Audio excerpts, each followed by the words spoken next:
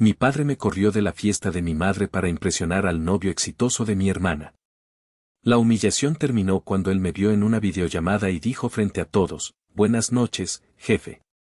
Si aún no estás suscrito al canal, haz clic en el botón de suscripción y activa la campanita para no perderte ninguna de nuestras historias.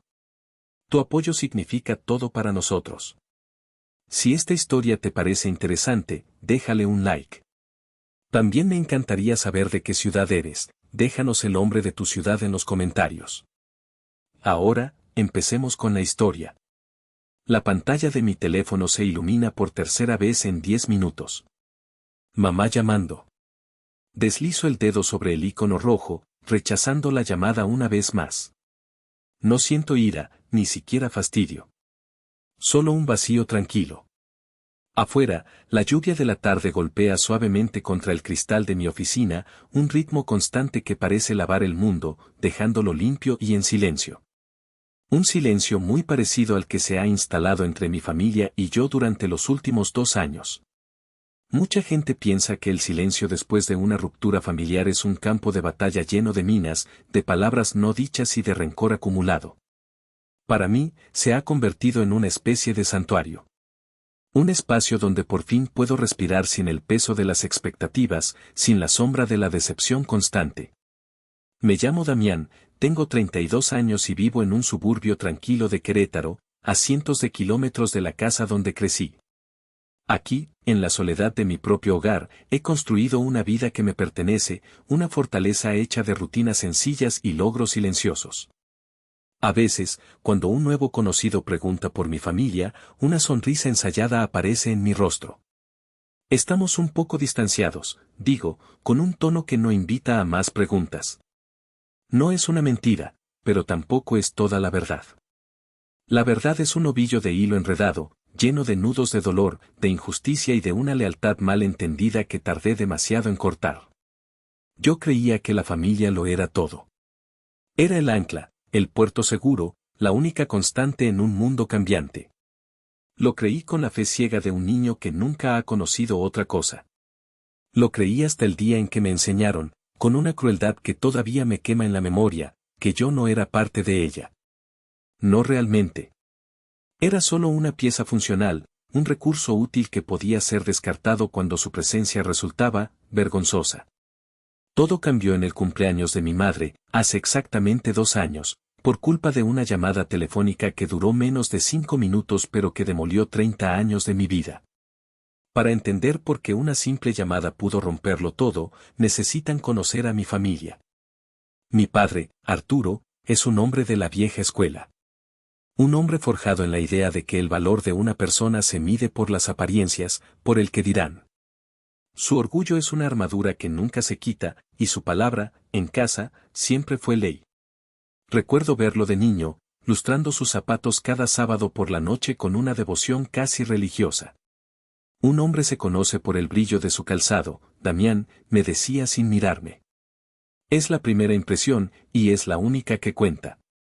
Yo nunca entendí esa obsesión, pero aprendí a no cuestionarla. Mi madre, Silvia, es su contrapunto y, a la vez, su más fiel facilitadora.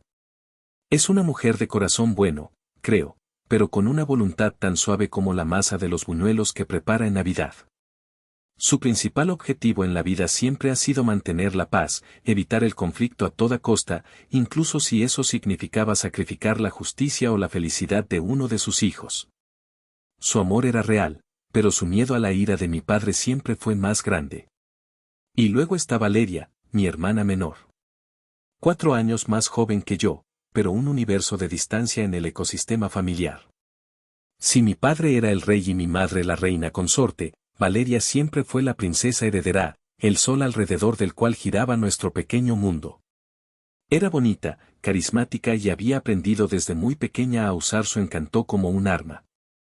Cada logro suyo, por pequeño que fuera, se celebraba con bombos y platillos. Cada fracaso se minimizaba, se excusaba, se convertía en una anécdota tierna. Mis recuerdos de la infancia están llenos de esa disparidad. Recuerdo un cumpleaños, creo que cumplía 10 años. Mis padres me regalaron un libro de ciencia. Me gustaba leer, así que estaba contento. pero luego llegó el turno de Valeria. No era su cumpleaños, pero recibió una muñeca nueva, enorme, con un vestido de princesa brillante, porque la había visto en una tienda y le había hecho ojitos. Toda la atención de la tarde se centró en la muñeca, en lo feliz que estaba Valeria. Mi libro quedó olvidado sobre una silla. No fue maldad, simplemente era el orden natural de las cosas, la felicidad de Valeria era la prioridad. Esta dinámica se solidificó cuando crecimos. Yo era el hijo responsable, el estudioso, el que no daba problemas. Me encerraba en mi cuarto con mis computadoras, fascinado por los códigos y los sistemas. Era un mundo que mis padres no entendían y, por lo tanto, no valoraban. Para ellos, yo jugaba con las maquinitas. Valeria, en cambio, eligió una carrera en marketing, algo que sonaba glamuroso, aunque nunca pareció tomárselo muy en serio. El verdadero punto de inflexión, el que sembró la semilla del desastre, ocurrió cuando yo tenía 16 años. En una cena familiar, con tíos y primos presentes, anuncié con orgullo que había decidido mi vocación, quería estudiar ingeniería en sistemas. Era mi pasión, el campo donde sentía que podía destacar. Mi tío Ricardo, el hermano de mi padre, un hombre que medía el éxito en hectáreas y cabezas de ganado, soltó una carcajada. ¿Sistemas? ¿Y de qué vas a vivir? ¿De arreglar computadoras? Deberías estudiar administración, como tu primo, para que un día heredes un negocio de verdad. Antes de que pudiera defenderme, la voz de mi padre retumbó en la mesa, cortando el aire. Cállate, niño, dijo, con un desprecio que me heló la sangre. ¿Tú qué sabes de la vida real? Harás algo que deje dinero, algo que se pueda ver, no esas tonterías. Me quedé mudo. Sentí las miradas de todos sobre mí, algunas con lástima, otras con burla. Nadie me defendió. Mi madre bajó la vista a su plato. Ese día, algo se rompió dentro de mí. Aprendí una lección brutal, mi voz no importaba. Mis sueños eran tonterías. La única forma de ganar algo de valor a sus ojos no era hablando, sino haciendo. Demostrando. Así que me tragué la humillación y me dediqué a mis estudios con una furia silenciosa. Me gradué con honores, conseguí un buen trabajo en una empresa de tecnología y, junto a un socio, fundé mi propia compañía de logística y automatización. Tech Logistics. Un nombre que para mí significaba noches sin dormir, riesgos calculados y una fe inquebrantable en mi visión. Para mi familia, seguía siendo un misterio. Damián hace algo con computadoras en Querétaro, decían, con el mismo tono vago que usaban cuando era un adolescente. Hace 2 años, esa dinámica de invisibilidad se convirtió en una de explotación. Recibí una llamada de mi madre. Su voz, al otro lado de la línea, era un lamento cuidadosamente orquestado. Ay, mijo, no sabes qué cara está la vida. La pensión ya no alcanza para nada, y este mes la luz vino altísima.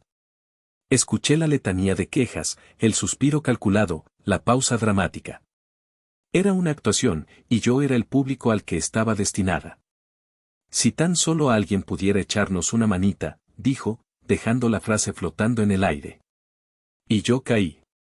Caí porque, a pesar de todo, era mi madre.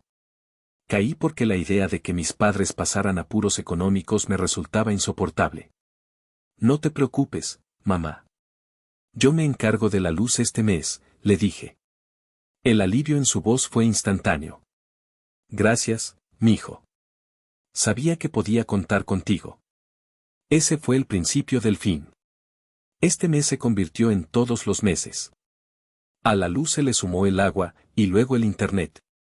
Casi 10,000 pesos mensuales, transferidos puntualmente desde mi cuenta a la suya. Cada vez que intentaba sondear la situación, la respuesta era la misma. ¿Y Valeria no ayuda?, preguntaba yo con cautela. Ay, mijo, es que tu hermana apenas está empezando. Su trabajo es muy inestable, o Valeria nos ayudó con las medicinas de tu padre el mes pasado, pobrecita, no podemos pedirle más. Mentiras. Sabía que eran mentiras, pero confrontarlos habría significado una guerra, y yo estaba demasiado cansado para luchar. Creía, ingenuamente, que mi sacrificio silencioso, mi responsabilidad incondicional, sería mi prueba de valor. Pensaba que un día se darían cuenta, que un día dirían, gracias, Damián. Siempre has estado ahí para nosotros. Qué equivocado estaba. No estaban viendo a un hijo responsable. Estaban construyendo un cajero automático emocional, uno que dispensaba dinero y absorbía la indiferencia sin quejarse. Y yo, en mi estúpida necesidad de aprobación, les di la clave y el acceso ilimitado. Antes de colgar aquella primera llamada, mi madre susurró algo que en su momento me pareció un gesto de cariño, pero que ahora entiendo como una advertencia de su propia cobardía: cuídate mucho, mijo. Tu papá está de mal humor hoy. Sí, mamá. Papá siempre estaba de mal humor cuando se trataba de mí. Y tú siempre mirabas para otro lado. 2 años después de esa primera transferencia, la situación se había normalizado hasta convertirse en una rutina invisible. El dinero salía de mi cuenta cada mes tan puntualmente como el sol. En mi vida profesional, las cosas iban viento en popa. Tech Logistics había crecido más allá de nuestras expectativas más optimistas. Teníamos contratos importantes, un equipo en expansión y el respeto del sector. Recuerdo la mañana del día que todo explotó. Estaba en medio de una videoconferencia con el equipo de desarrollo. Discutíamos la implementación de un nuevo sistema de seguimiento para un cliente crucial. Había un problema, un nudo logístico que nadie parecía saber cómo desatar. Escuché a todos, sopesé las opciones y luego tomé la palabra. Equipo, la solución no es un parche. Necesitamos reestructurar el flujo de datos desde el origen. Ana, quiero que tu equipo modele una nueva arquitectura. Marcos, tú te encargas de la interfaz con el cliente. Necesito un borrador para el viernes a las 5. Mi voz era firme, segura. No había duda en ella.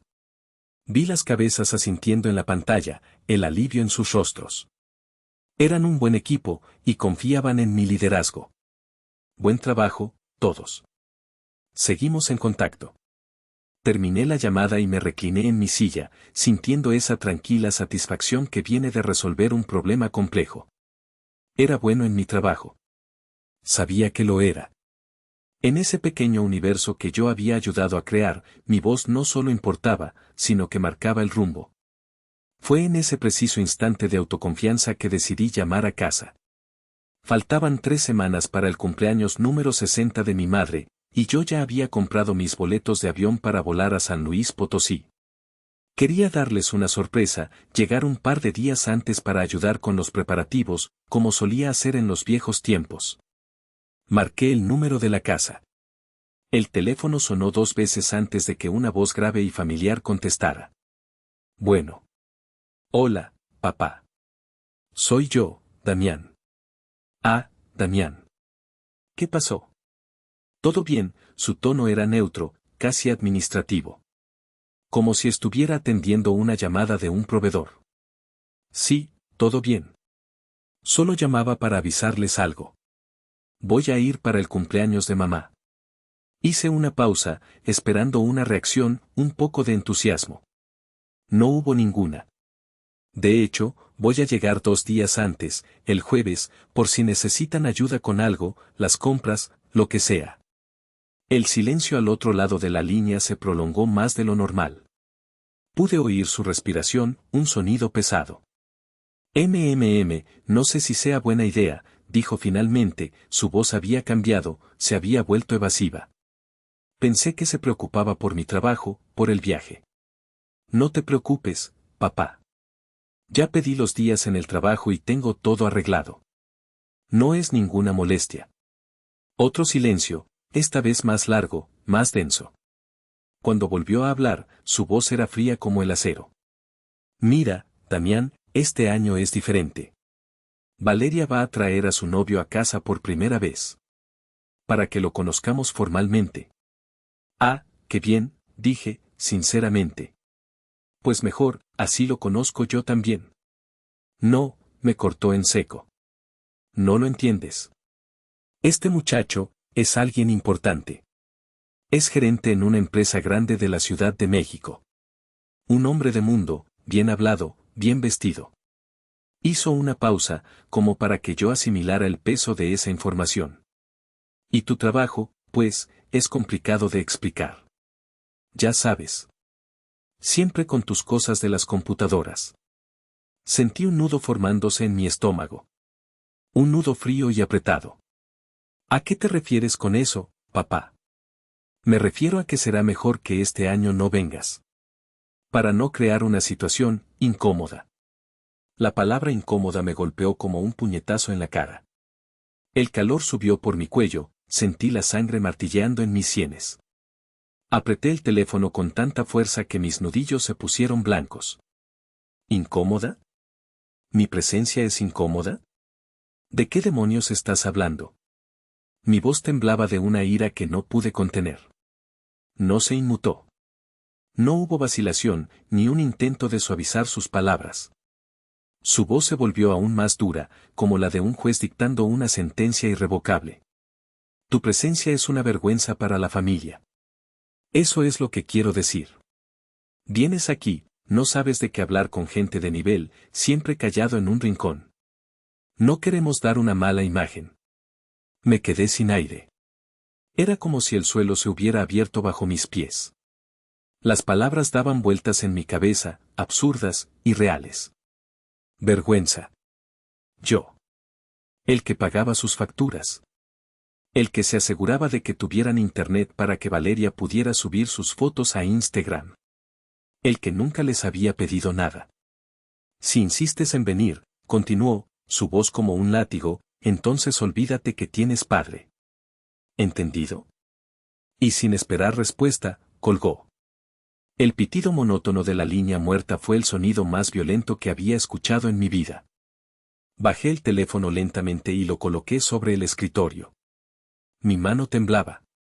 No de ira, sino de shock. Un shock profundo, visceral, como el que sientes después de un accidente de coche, cuando el mundo se vuelve silencioso y borroso por un instante. Miré a mi alrededor, a mi oficina, a los monitores que mostraban líneas de código, a los premios en la estantería que nunca les había mencionado.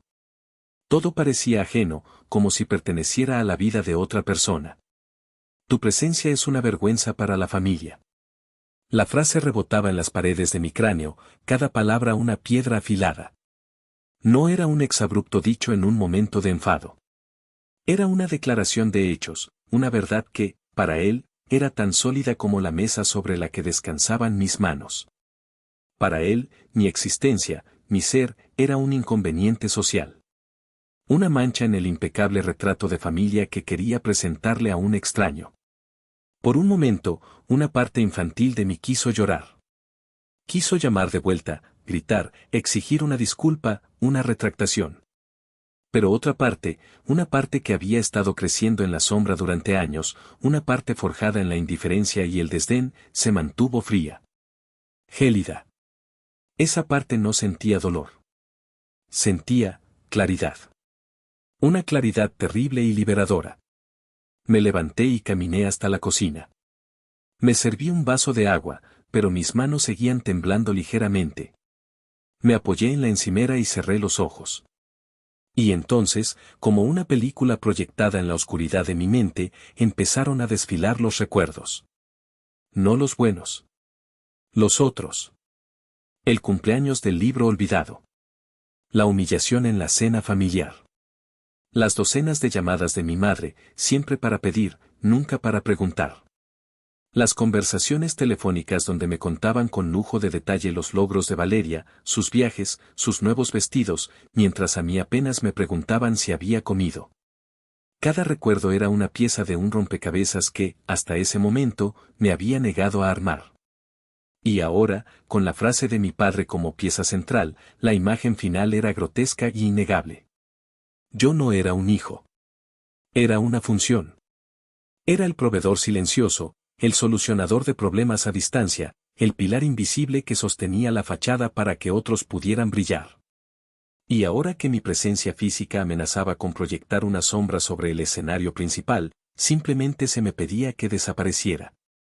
Con esa revelación asentándose en mi pecho como una losa de plomo, volví a mi oficina. Me senté frente a mi computadora, pero no para trabajar. Abrí la aplicación de mi banco. Navegué hasta la sección de historial de transacciones. Y empecé a mirar. No buscaba el total. Conocía el total. Buscaba el patrón. Ahí estaba. Mes tras mes, durante 2 años. Pago CFE. Pago Zapas. Pago Telmex. Puntual. Automático. Ininterrumpido. Un río de dinero fluyendo en una sola dirección. Recorrí con el dedo la pantalla, hacia abajo, hasta llegar a la primera transferencia. Más de 24 entradas idénticas. Multipliqué mentalmente. Cerca de 300,000 pesos. Una suma que podría haber sido el enganche para una casa. El inicio de un fondo de inversión. Un viaje alrededor del mundo. En lugar de eso, se había ido en mantener las luces encendidas en una casa donde yo ya no era bienvenido. Y por primera vez, me hice la pregunta que debería haberme hecho 2 años atrás. La pregunta que mi amigo Carlos, mi socio y la voz de mi conciencia, me había hecho en más de una ocasión: ¿y Valeria? ¿Cuánto aportaba la princesa? ¿Cuánto de su sueldo de marketing se destinaba a la casa de la que tanto presumía? La respuesta era obvia. Nada. 0. Su contribución era su sonrisa, su presencia encantadora, su novio exitoso. No era envidia. No era resentimiento por el dinero. Era la cruda comprensión de la injusticia. Yo daba dinero, y era una vergüenza. Ella no daba nada, y era el orgullo de la familia. La balanza no solo estaba desequilibrada, estaba trucada desde el principio. En ese momento, el temblor de mis manos cesó. La niebla en mi cerebro se disipó. La decisión se formó, no con furia, sino con una lógica fría y cortante. No era un acto de venganza. Era un acto de supervivencia. Era reclamar la única cosa que aún me quedaba, la única que no me habían podido quitar porque nunca se habían dado cuenta de que la tenía, mi respeto propio. Navegué a la sección de pagos programados. Ahí estaban, los 3 jinetes de mi apocalipsis personal. Pago automático CFE, familia Martínez. Hice clic. Cancelar pago recurrente. Confirmar. Pago automático Zapas, familia Martínez. Hice clic. Cancelar pago recurrente. Confirmar. Pago automático Telmex, familia Martínez. Hice clic. Cancelar pago recurrente.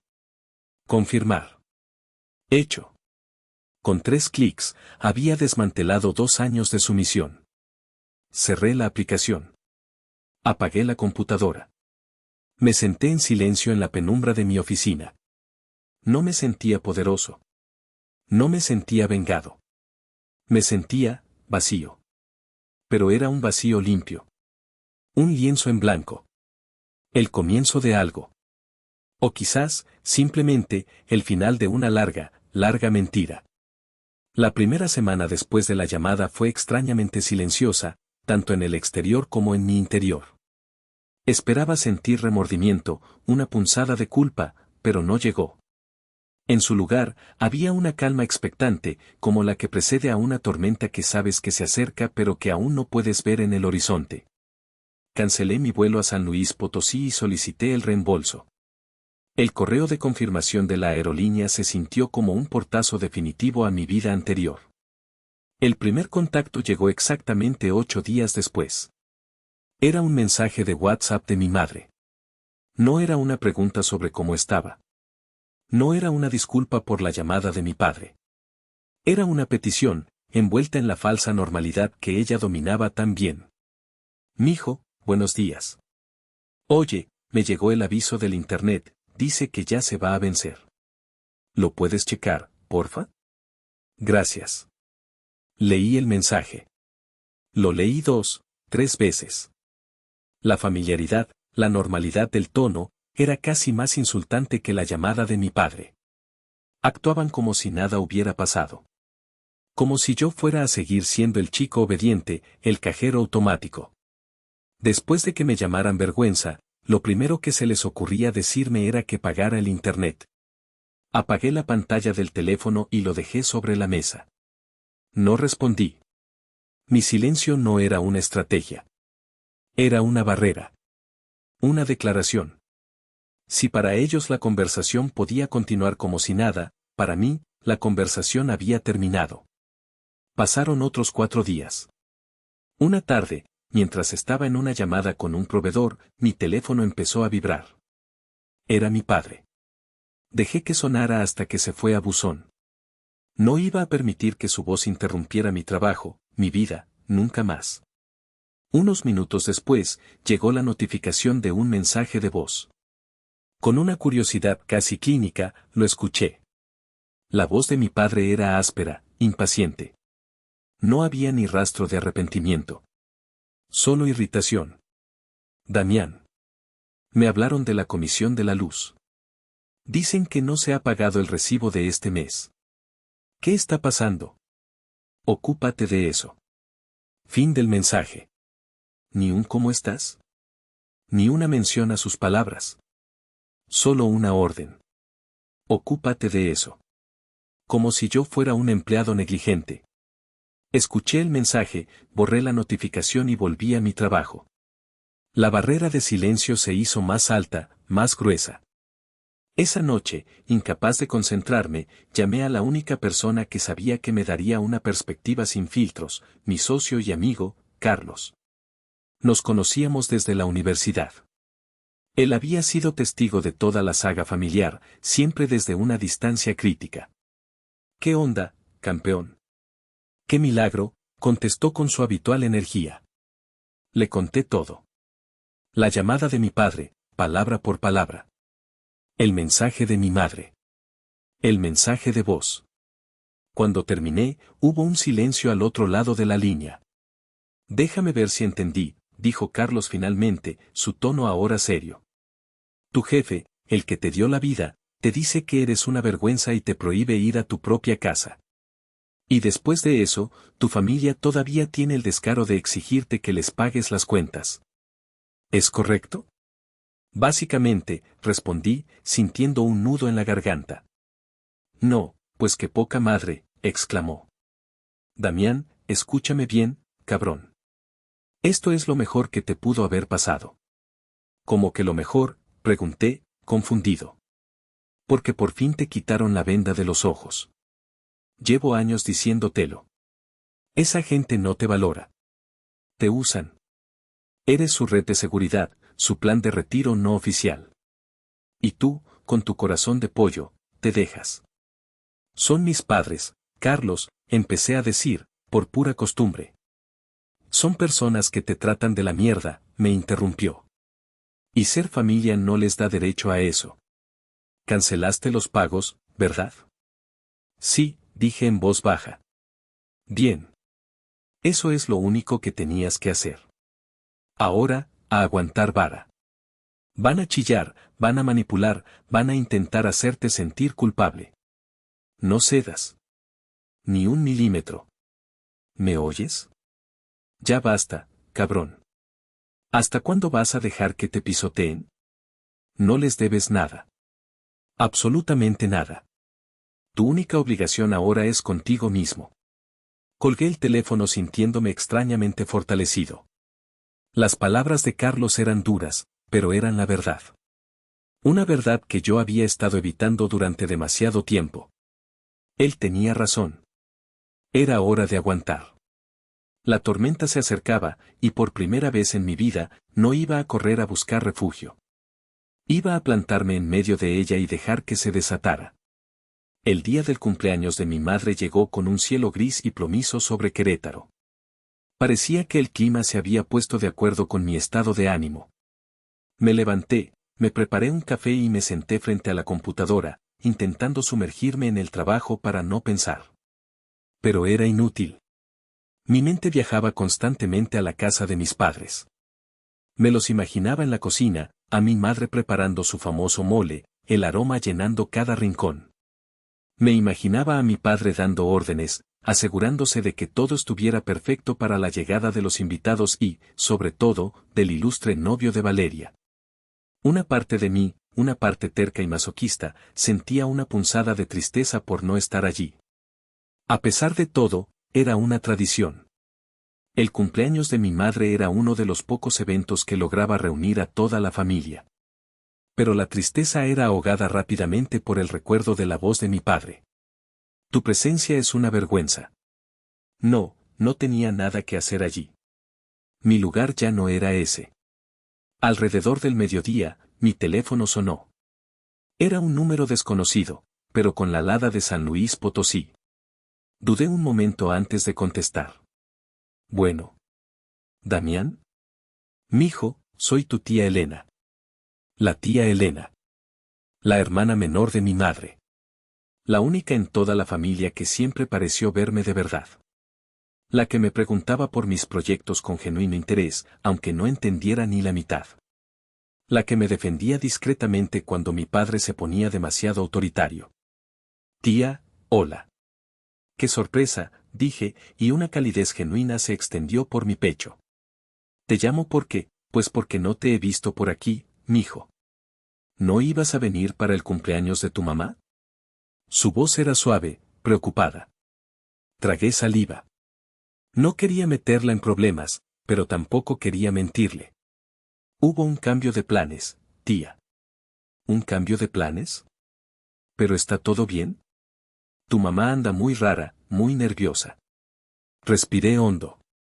Tía. Papá me pidió que no viniera. Se hizo un silencio al otro lado de la línea. Un silencio cargado de comprensión. Mi tía Elena conocía a su cuñado mejor que nadie. Ay, Damián, suspiró finalmente, y en ese suspiro escuché años de frustración contenida. Ese hombre no va a cambiar nunca. No, no va a cambiar, confirmé, mi voz sonando más cansada de lo que me sentía. Pero yo sí, tía. Yo sí tengo que cambiar. Lo sé, mijo. Lo sé. Hubo otra pausa. Solo, quería saber si estabas bien. Estoy bien, tía. De verdad. Gracias por llamar. Cuídate mucho, por favor. Y, no dejes que te hagan sentir menos. Tú vales mucho, Damián. Más de lo que ellos jamás podrán entender. Colgamos, y me quedé mirando el teléfono. La llamada de mi tía fue como un bálsamo. Una confirmación de que no estaba loco, de que mi dolor era válido. Alguien en esa familia me veía. Alguien sabía la verdad. La tarde avanzó lentamente.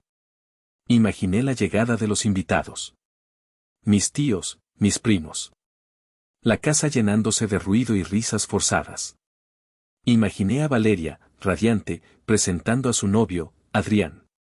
Imaginé a mi padre, inflado de orgullo, estrechando la mano del joven gerente, presumiendo de su exitosa hija.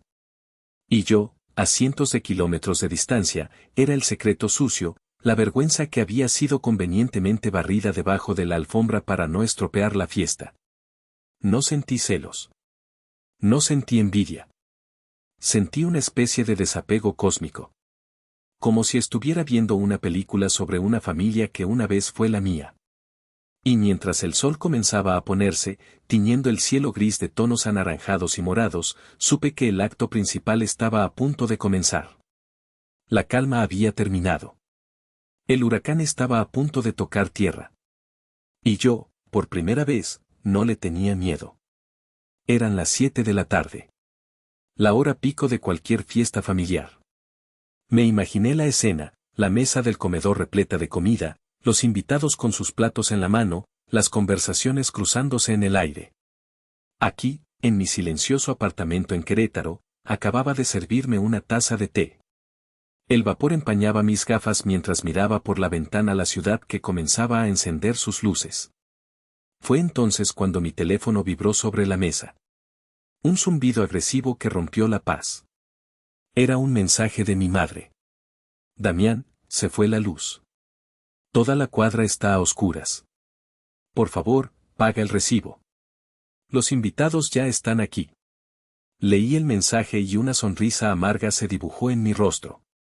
La primera ficha de dominó había caído.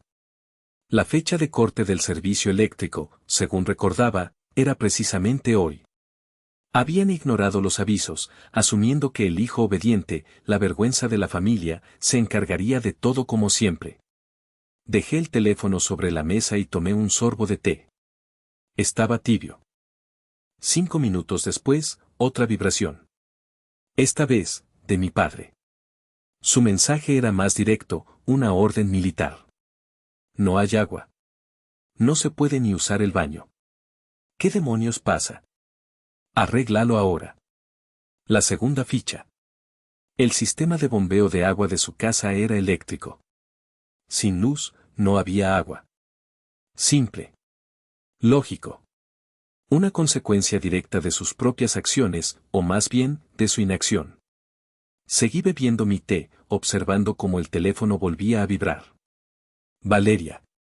Internet. No hay internet, Damián. Adrián necesita hacer una llamada importante y no tiene señal aquí. Haz algo. Urgente. La tercera ficha.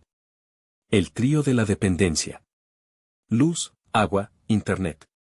Los 3 pilares de la vida moderna que ellos daban por sentados, los 3 servicios que yo había estado financiando desde la sombra. Y ahora, en el momento más inoportuno para ellos, la sombra se había retirado, dejando al descubierto la frágil estructura de su comodidad. Me recliné en mi silla, el teléfono vibrando sin cesar con llamadas perdidas y más mensajes. Era una sinfonía de pánico y exigencias. No sentía placer en su desgracia. No era sadismo. Era una sensación más compleja. Era la validación fría y dura de que yo no era, y nunca había sido, amado por quien era.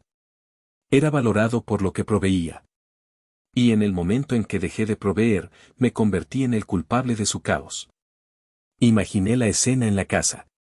La oscuridad apenas rota por la luz de las velas o las linternas de los celulares. El calor, la incomodidad. Los murmullos de los invitados. La cara de mi padre, roja de furia y humillación. La de mi madre, al borde de las lágrimas.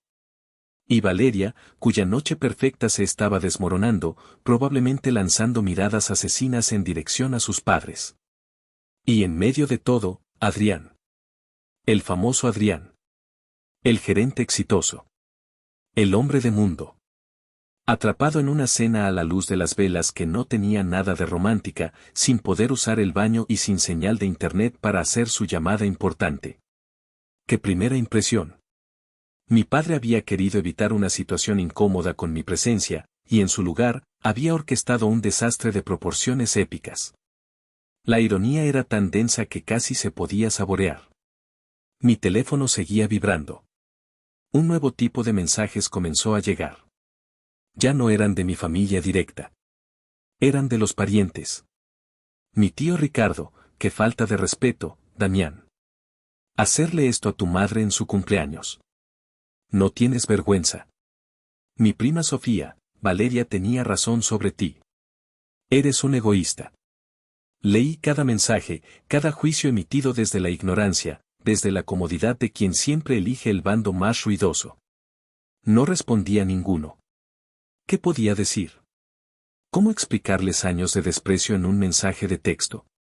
Era inútil. Habían elegido su narrativa. En la historia que se contaba esa noche en esa casa a oscuras, yo era el villano. El hijo desnaturalizado. La vergüenza que, incluso en su ausencia, había logrado arruinarlo todo. Y mientras leía sus acusaciones, una extraña paz se apoderó de mí. Si ser el villano en su historia significaba ser el héroe de la mía, entonces aceptaba el papel. Aceptaba la condena. Porque por primera vez en mi vida, el guión lo estaba escribiendo yo. Estaba a punto de poner el teléfono en modo avión y dar por terminada la noche cuando la pantalla se iluminó con una llamada entrante que no esperaba. Era una videollamada. De mi tía Elena. El corazón me dio un vuelco. De toda la familia, ella era la única con la que me sentía en deuda emocional. Dudé un segundo, pero sabía que no podía ignorarla. Deslicé el dedo y acepté. La cara de mi tía apareció en la pantalla, su rostro preocupado y mal iluminado por lo que parecía ser una vela. El fondo era un caos de sombras danzantes. Pude distinguir la cocina de la casa de mis padres, un lugar que conocía como la palma de mi mano. Escuché el murmullo de voces, el tintineo nervioso de cubiertos contra los platos. Damián, dijo mi tía, su voz apenas un susurro. ¿Estás bien? Estoy bien, tía. ¿Ustedes? Ella hizo una mueca que era una mezcla de tristeza y frustración. Pues ya te imaginarás. Esto es un manicomio. Tu mamá está desconsolada. Me miró fijamente, sus ojos buscando los míos a través de la pantalla. No vas a pagar, ¿verdad, mijo? No era una acusación. Era una pregunta genuina, de alguien que intentaba comprender la magnitud de lo que estaba pasando. Respiré hondo, buscando las palabras correctas. Tía, él me dijo que no viniera. Me dijo que era una vergüenza. Que si insistía en ir, que me olvidara de que era mi padre. Mi voz se quebró ligeramente al final, a pesar de mis esfuerzos por mantenerla firme. Mi tía cerró los ojos por un instante, como si mis palabras le causaran un dolor físico. Lo sé, Damián. Lo sé. Ese hombre, empezó a decir, pero fue interrumpida. Una voz aguda y llena de angustia se escuchó desde el fondo, acercándose. Era mi madre. Elena. ¿Estás hablando con él? Pásamelo. Antes de que mi tía pudiera reaccionar, el teléfono cambió de manos. Ahora veía el rostro de mi madre, surcado por las lágrimas, deformado por la luz parpadeante de la vela. Damián. ¿Cómo pudiste hacerme esto? En mi cumpleaños. Delante de toda la familia. Qué vergüenza, sollozó. No respondí. ¿Qué podía decirle a eso? ¿Que la verdadera vergüenza era tener que rogar por un poco de respeto en tu propia familia? La voz de mi padre retumbó desde algún lugar fuera de cámara, furiosa. No seas ridículo, Damián. Es solo dinero.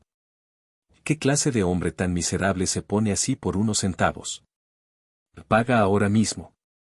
Luego, otra voz, la de mi tío Ricardo, untuosa y sentenciosa. Pobre de tu hermana, de verdad. Tener que lidiar con un hermano así. Un malagradecido. El teléfono volvió a cambiar de manos. Ahora era Valeria la que sostenía el dispositivo, su cara una máscara de desprecio. Me apuntaba con la cámara como si fuera un arma. Todavía tienes el descaro de contestar, siseó. Mamá ha estado llorando todo el día por tu culpa. ¿Es que no te importa nada? De verdad que no tienes ni una gota de vergüenza. Me quedé allí, en silencio, recibiendo el fuego cruzado. Era un juicio. Un linchamiento familiar transmitido en vivo y en directo. Yo era el acusado, el jurado y los verdugos eran ellos. Y mi único crimen había sido dejar de pagar por el privilegio de ser humillado. Mantuve mi expresión neutra, mi silencio era mi único escudo. Miraba sus rostros retorcidos por la ira y la autocompasión y no sentía nada más que una distancia infinita. Eran extraños. Extraños con los que compartía sangre, pero extraños al fin y al cabo. Estaba a punto de cortar la llamada. Ya había escuchado suficiente. Había visto suficiente. No tenía sentido seguir participando en esa farsa. Mi dedo se movía hacia el botón rojo de colgar cuando una nueva cara entró en el encuadre, asomándose por detrás del hombro de Valeria. Era un joven de unos 20 años, de pelo bien peinado y vestido con un traje oscuro que parecía fuera de lugar en medio del caos doméstico. Me miró a través de la pantalla, sus ojos parpadeando para ajustarse a la luz. Había confusión en su rostro, seguida de un destello de reconocimiento, y luego de pánico absoluto. Lo reconocí al instante. Adrián. El famoso Adrián. El novio. El gerente. El hombre de mundo. Pero yo no lo conocía como el novio de mi hermana. Yo lo conocía como Adrián Rosales, uno de los nuevos analistas de logística en la división del Bajío de mi empresa. Un chico listo, ambicioso, que me había enviado un par de informes impresionantes la semana pasada. Un empleado mío. Nuestras miradas se cruzaron a través de la distancia y la tecnología. Vi cómo se le desencajaba la mandíbula. Vi cómo el color desaparecía de su rostro. Abrió la boca, la cerró, y finalmente, con una voz que era una mezcla de tartamudeo y reverencia, las palabras salieron de su boca. Jefe, balbuceó, mirando a la pantalla como si hubiera visto un fantasma. ¿Qué hace usted? Se dio cuenta de su error, de la informalidad, y se corrigió de inmediato, su cuerpo poniéndose rígido, como si estuviera en una reunión de la junta directiva. Su voz resonó en el silencio repentino que había caído en la cocina. Buenas noches, jefe. La palabra jefe flotó en el aire denso y caliente de la cocina. Rebotó en las paredes y en los oídos de todos los presentes. Fue como el sonido de un cristal rompiéndose en una biblioteca. Silencio. Un silencio absoluto, pesado, palpable. Vi en la pantalla cómo la cara de Valeria pasaba de la furia al desconcierto total. Miró a Adrián, luego a la pantalla de su teléfono, luego otra vez a Adrián. La cabeza de mi padre apareció de nuevo en el cuadro, su ceño fruncido en una expresión de pura confusión. Mi madre se había quedado con la boca abierta, las lágrimas olvidadas en sus mejillas. Jefe, susurró mi tío Ricardo desde el fondo, la palabra sonando absurda en sus labios. ¿Por qué le dice jefe? Adrián, sintiendo todas las miradas sobre él, se enderezó. Parecía que su instinto profesional se había apoderado de su pánico. Miró a la pequeña multitud reunida en la cocina y luego habló con una voz alta y clara, la voz de alguien acostumbrado a hacer presentaciones. Para los que no saben, anunció, como si estuviera revelando el secreto del universo, yo trabajo en Tech Logistics. El señor Damián es uno de los cofundadores de la empresa.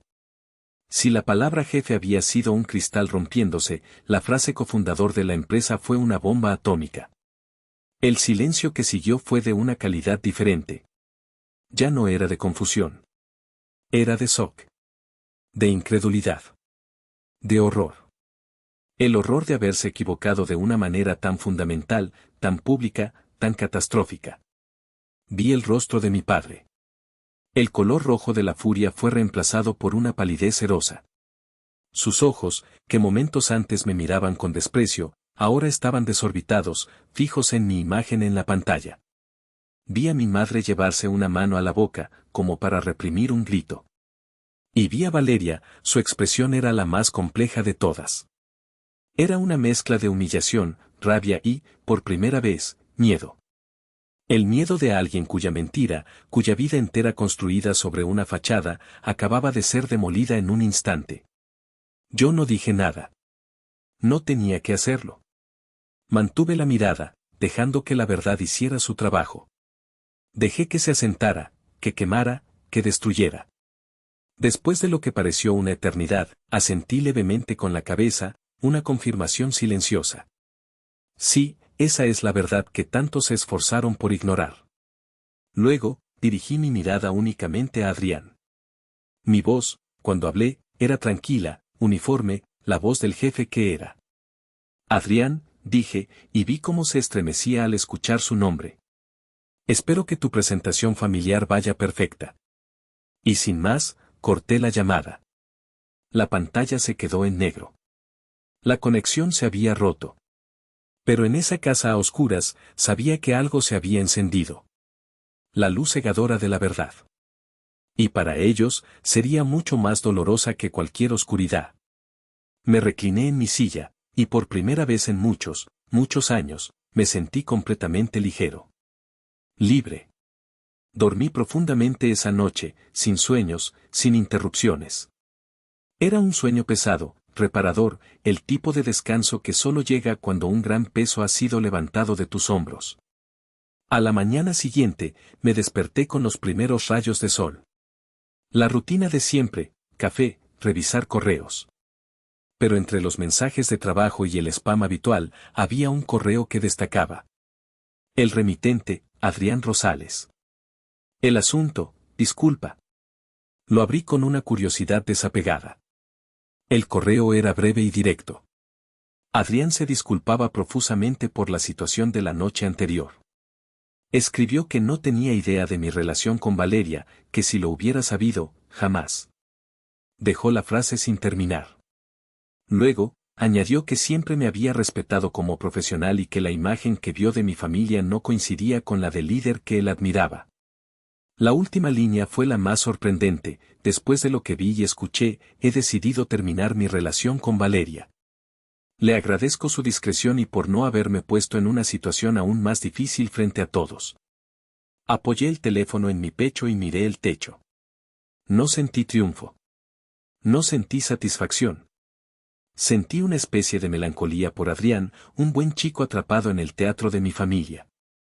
Y sentí un ápice de lástima por mi hermana. Su gran trofeo, el hombre exitoso que iba a validar su existencia, la había abandonado, no por algo que yo hubiera dicho, sino por lo que él mismo había visto en ella. Respondí a su correo de manera igualmente profesional. Adrián, aprecio tu correo. Sin embargo, tus decisiones personales son tuyas y no tienen nada que ver conmigo. No mezclo los asuntos familiares con el trabajo. Nos vemos en la oficina. Era importante para mí dejar esa línea clara. No quería que pensara que me debía algún tipo de lealtad o que su decisión afectaría su carrera. Como era de esperar, no tardó en llegar la reacción de Valeria. Primero, una llamada que rechacé. Luego, una avalancha de mensajes de WhatsApp. Damián, contéstame. Necesito hablar contigo. Adrián me terminó.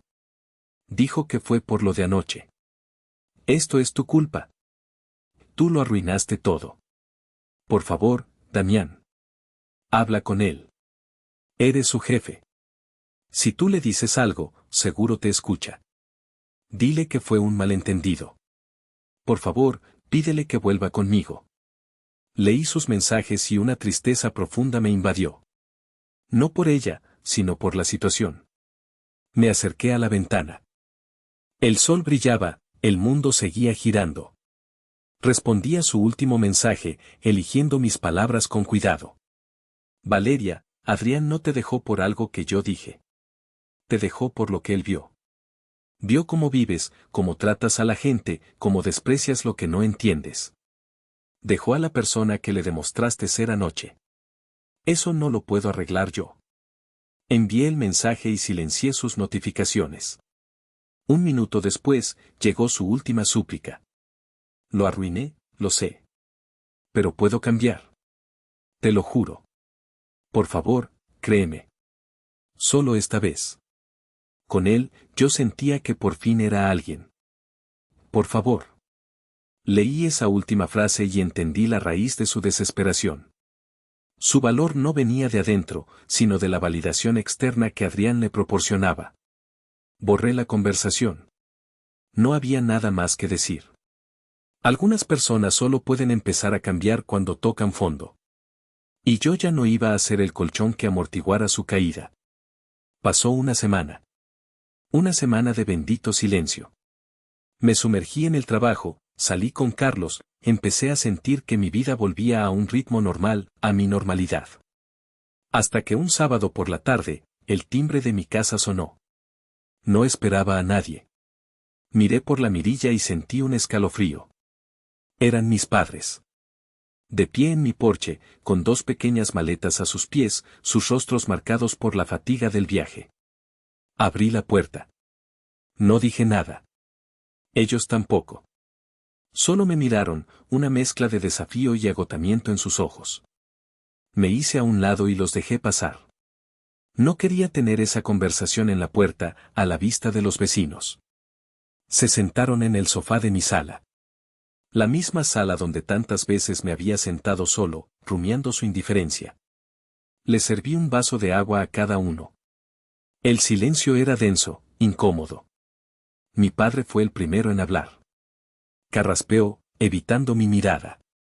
Hijo, lo de la otra noche, nos equivocamos. Se nos fueron las cosas de las manos. Mi madre añadió rápidamente, como si hubiera ensayado su parte. Hemos estado pensando mucho, Damián. Tu padre tiene razón. Nunca debimos haberte dicho eso. Eres nuestro hijo y te queremos. Escuché las disculpas. Sonaban huecas, forzadas. No interrumpí. Esperé. Sabía que eso no era todo. Las disculpas eran solo el prólogo. Y no me equivoqué.